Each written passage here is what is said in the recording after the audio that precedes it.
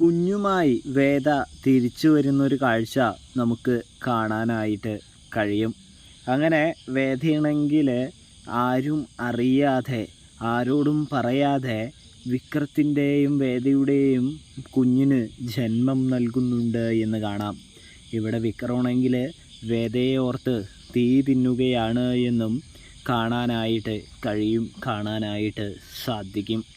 അതായത് വേദയെ കാണാനില്ല, വേദയെ ഇതുവരെ കണ്ടിട്ടില്ല എന്നറിയുമ്പോൾ വിക്രത്തിന് നല്ല വിഷമവും നല്ല സങ്കടവും ഉണ്ട്.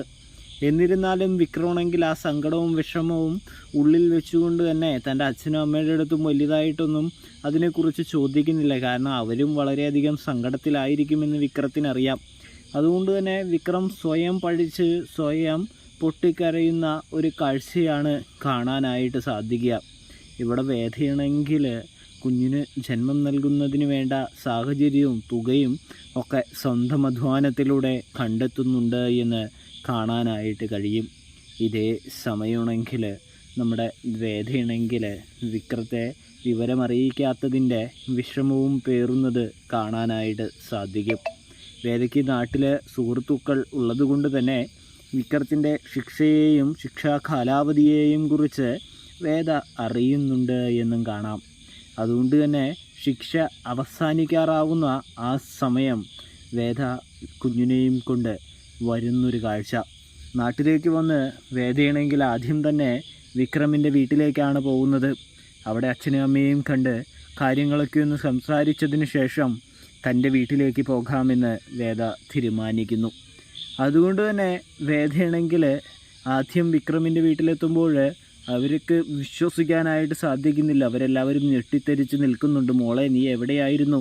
നീ എങ്ങടെ പോയിരുന്നത്? എന്താ വിളിക്കാഞ്ഞത്? ഇതാരാണ് എന്ന തരത്തിലുള്ള ഒരുപാട് ചോദ്യങ്ങൾ ചോദിക്കുന്നുണ്ട്. അപ്പോഴും വേദ ആ കാര്യം അവരോട് പറയുന്നില്ല. ഇതിനെല്ലാം ഉപരി നമ്മുടെ വേദ വിക്രത്തിൻ്റെ മടങ്ങി വരവിനെക്കുറിച്ച് ചോദിക്കുമ്പോൾ വിക്രം കുറച്ച് കഴിയുമ്പോഴേക്കും വരും എന്ന് പറയുന്നത് കാണാം. അങ്ങനെ വിക്രം വരാനായിട്ട് കാത്തിരിക്കാനായിട്ടുള്ള ക്ഷമയൊന്നുമില്ല. ശ്രീകാന്തിൻ്റെ, തൻ്റെ ഏട്ടൻ്റെ എല്ലാ പ്രതീക്ഷയെയും തല്ലി തകർക്കണമെന്നുള്ള ചിന്ത വേദയ്ക്കുള്ളത് കൊണ്ട് തന്നെ വേദ എത്രയും പെട്ടെന്ന് തൻ്റെ കുഞ്ഞിനുള്ള സ്വത്തുക്കളെല്ലാം നേടിക്കൊടുക്കാനായിട്ട് വേഗം പോകുന്നൊരു കാഴ്ച കാണാനായിട്ട് കഴിയും. വേദ വേഗം തന്നെ തൻ്റെ വീട്ടിലേക്ക് ചെന്നുകൊണ്ട് അച്ഛനോടും അമ്മയോടും ഒക്കെ ആയിട്ട് പറയുന്നുണ്ട്, ഇത് എൻ്റെയും വിക്രമിൻ്റെയും കുഞ്ഞാണ്, ഞങ്ങൾക്ക് എഴുതി വെച്ച സ്വത്ത് എൻ്റെ മോൾക്ക് തന്നെ കിട്ടിയിരിക്കണമെന്ന് പറയുമ്പോൾ ശ്രീകാന്തിന് ഇരുട്ടടി വീണ പോലെ ആവുന്നൊരു കാഴ്ച കാണാൻ സാധിക്കും. ശ്രീകാന്താണെങ്കിൽ ആകെ ഭയഭീതനാവുന്നുണ്ട്. ഇനി കാര്യങ്ങളൊക്കെ എന്താവുമാവോ എന്നിങ്ങനെ ചിന്തിക്കുന്നൊരു കാഴ്ചയും കാണാൻ സാധിക്കും. എങ്കിൽ ഈ ശല്യത്തെ ഒഴിവാക്കണമെന്നും ചിന്തിക്കുന്ന സമയമാണ് നമ്മുടെ ശ്രീകാന്ത് ഒരു കാര്യം മനസ്സിലാക്കുന്നത്. അതായത് വിക്രത്തിൻ്റെ ജയിൽ ശിക്ഷാ കാലാവധി കഴിഞ്ഞു എന്ന്. അതുകൊണ്ട് തന്നെയാണ് വേദ ഇവിടേക്ക് മടങ്ങി വന്നത് എന്ന് തിരിച്ചറിയുന്ന നമ്മുടെ ശ്രീകാന്താണെങ്കിൽ അപ്പോൾ ഇനിയിപ്പോൾ ഇവളെ നേരെയിട്ട് ആക്രമിക്കാനൊന്നും സാധിക്കില്ല.